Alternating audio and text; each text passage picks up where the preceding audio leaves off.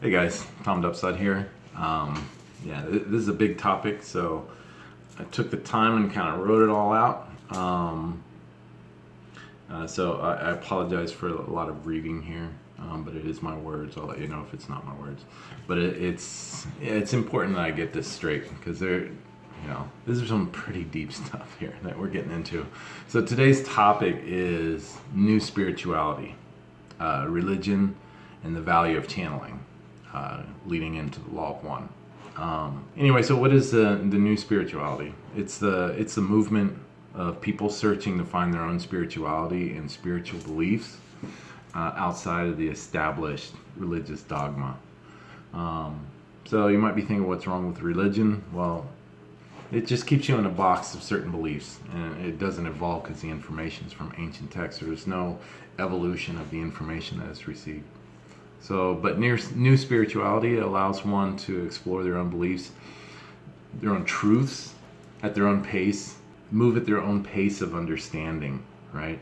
And branching out in their research and knowledge based on the direction of their curiosity and interests, right? So now you move at your own speed, so you're not getting information that's too much, But anyway, here you have the ability to explore other avenues of spirituality through all other religions, ancient writings, the occult, metaphysics, history, science, and philosophy.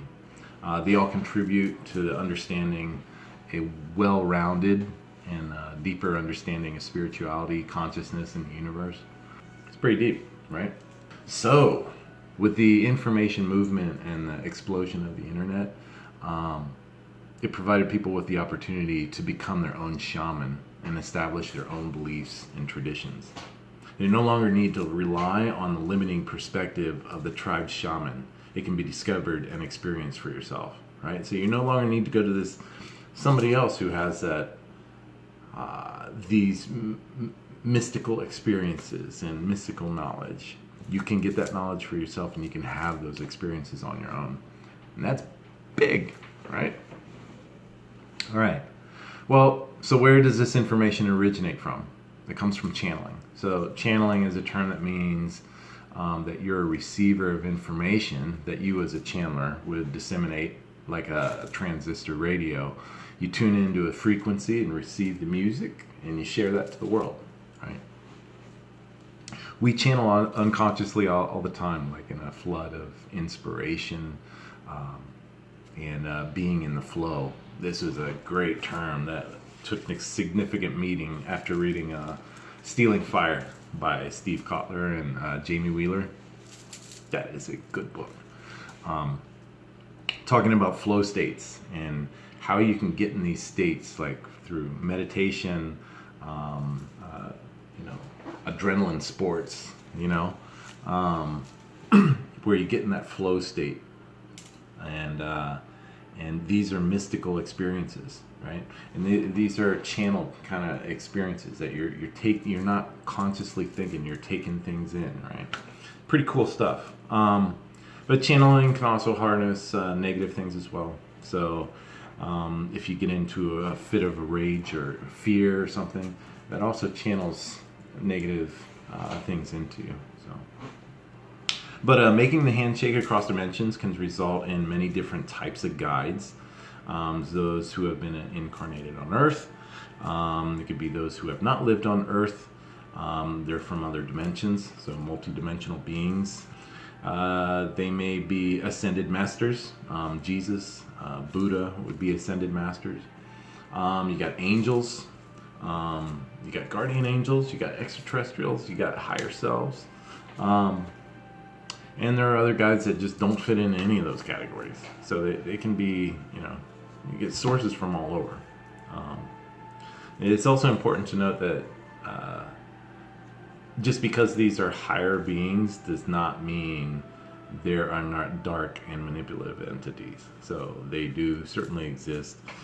There are different approaches that allow you to have more control of holding the frequency and preventing other influences or distortions. Whenever I say distortions, I don't mean like a distort so much as the distortion in I can't hear you, as much as a distortion in the meaning of the message, because when the way kind of telepathy works is you're projected a concept into your mind, and how you interpret that concept, right? That's going to be the distortion, because you're interpreting that message, so you may not interpret it correctly, right? So that's what we're referring to in distortion. It's very important, because how do you know if what you're receiving is from a positive or negative source? And how do you prevent the frequency from being hijacked by another source, right? There are things we are just starting to learn about, and not that long ago. So keep that in mind. We're just learning this, not that long ago. Then think about the past channelings, how distorted some of those messages may have been. Yeah, so the positive as well as the negative may pass through. It's just like nature. Nature is unbiased. You can have positive and negative come through. But it is through our intent and awareness that you decipher what may be allowed. More often than not, it is the message that is important and less about the source. I have learned to disseminate the messages by the nature of the messages.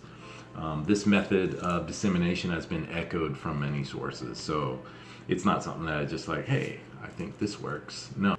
If the messages indicate a positive unifying message that extends love to all things, it is of a positive influence. If the message hints of control, fear, and separation, this is of a negative influence. Now, all sources of what would be considered inspired works are channeled works. So the problem with some ancient works is that because of the lack of knowledge, albeit they may have been very adept, they may be unaware of the dangers in not testing the source of its intention. So you may have a source posing as positive, but then manipulating that information by sprinkling it with negativity.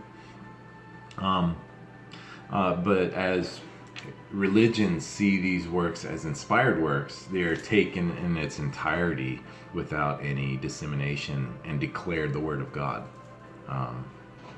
So you could see how that would be a problem. And then if you pass that on as this is law, then how can you break from that paradigm? Also, as what is typical in early spiritual handling of information, they end up in the hands of leaders. So these leaders would shape that information to fit with their own perspective of understanding and discard what doesn't fit in their paradigm, right? Now, you want to do that in your own spiritual pursuits. You want to take what resonates with you and dismiss what does not. However, you don't want somebody to be doing that for you. You want to be able to have all the information and be able to disseminate on your own. So that's the difference. And also, this information would also be shaped to control the state.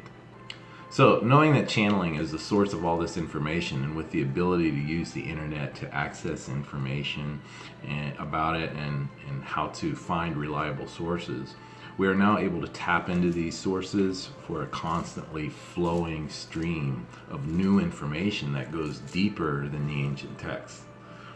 Because we have evolved in our understanding of the universe, science, consciousness, that information evolves in its context, right? So now the language can move from philosophical to more science. Now it's still slow movement because we really know little about the scientific universe. But the point is that the language of the source evolves with us, because as we learn more, the message is put into that context, and so we grow in our knowledge. So that's awesome, So like evolving spiritual texts, that's fantastic, and that's what we're getting through channeling. So through my own study, research, and most importantly my curiosity, has brought me to a number of channelers whom I trust based on the quality of the messages. This brings me to the most notable and reliable channeler, in my opinion, Carla Ruckert, who passed in 2015. She began channeling in the early 80s. She was very devout Christian throughout her life. She used a channeling protocol established by Don Elkins, and Jim McCarthy of L&L Research. So Carla would go into what they called a tuned unconscious trance, allowing for the entity to engage your mind. The reason why this was significant is because if you are conscious during the channeling and you receive information, you yourself may misinterpret what that was presented to you and therefore distort the image, which is what I discussed earlier. Also, maintaining the tuned frequency prevents message distortion that may be caused by slipping into another frequency. Carla's approach to channeling and her dissemination by intent, by only allowing energies of the Christ consciousness to use her as an instrument of communication, making sure there was a positive entity that was allowed to pass. So this led to the channeling of a collective consciousness known as Ra, a series of 106 sessions in a question and answer format that took place from 1981 to 1984. This series became known as the Raw Material, and the philosophy known as the Law of One. All right, so it came out in a series of 5 books. Down here. But they are all available unedited online, both in their audio format and their text form, the transcripts that were made from those. They're all free, so it's not something that they were trying to really profit from this. So that was also a big deal, that this wasn't something that they were going to make a lot of money off this. They were just doing this research and wanted to pass on the information to other people, right? So this was a quote from Don Elkins. He's the founder of the L&L Research and questioner of the Law of One series. So he says, "Since our experimental work began, and even before we officially formed a research group, there was considerable confusion about the nature of our research. I would like to state that I consider my point of view to be purely scientific. It is not the purpose of our research group to attempt to do anything other than make experimental data available. Each reader will undoubtedly reach his own unique conclusion about the meaning of this body of data. Our research group uses what I prefer to call tuned trance telepathy to communicate with an extraterrestrial race called Ra. After assimilating several million words of alleged extraterrestrial communication, it is also my opinion that this book and the subsequent volumes of the Raw Material contain the most useful information that I have encountered." So the Raw Material wasn't the only source of channeling that they received. They received messages from other entities, but this particular one that they maintained for a period of 4 years was the most significant. So probably the most difficult thing to understand about Ra is its nature.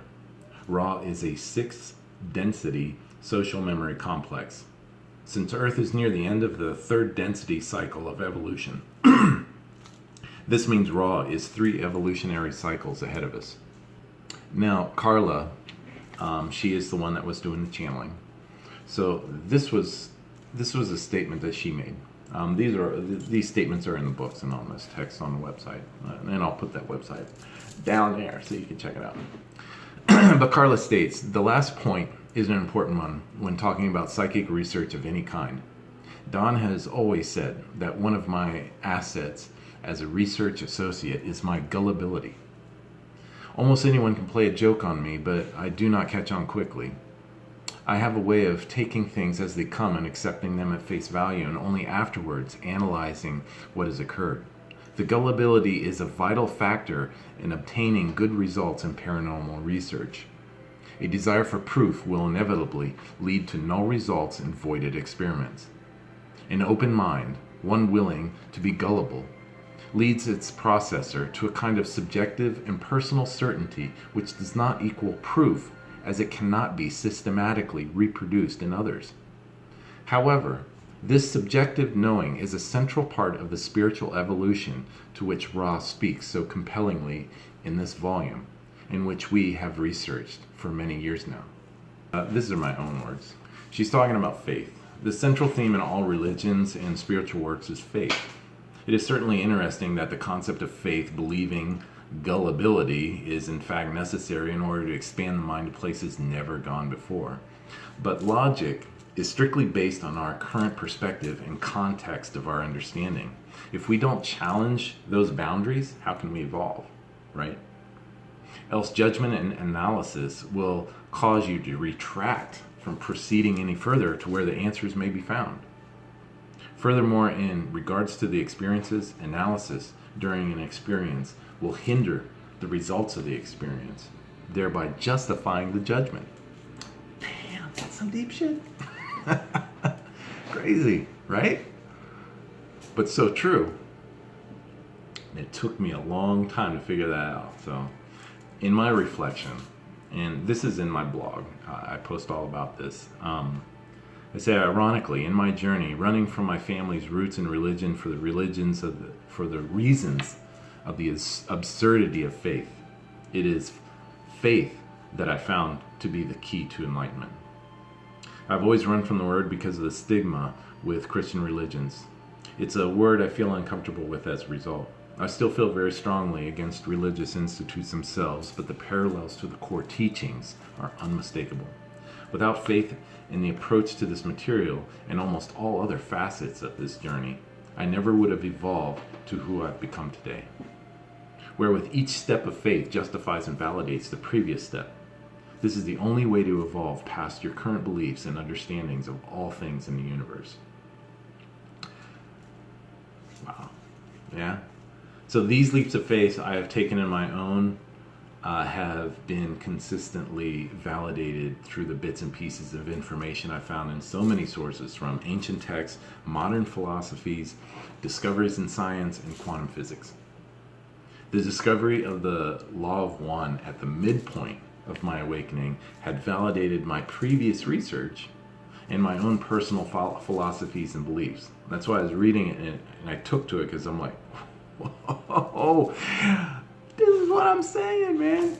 Right? And then after reading the law of one, I continued to find more validations in the new information I discovered as I continued my intellectual and spiritual research. Now there's still a lot more to follow up there, but the validations keep coming. And yeah, once you read it, you start seeing things like, oh my God, that's law of one right there. Right? So as a result, the law of one has become the core of my beliefs in my understanding of the nature of the universe. This includes the nature of our physical reality, our spiritual nature and metaphysical reality, the laws and the history of the universe, and the philosophy of our purpose. This may evolve as I discover more, although in the care given in the method on which the information was obtained to reduce message distortion, and the quality of the message, and the consistent validation from our emerging discoveries and philosophies, seed my confidence in the idea that this message is in fact genuine and should warrant serious attention.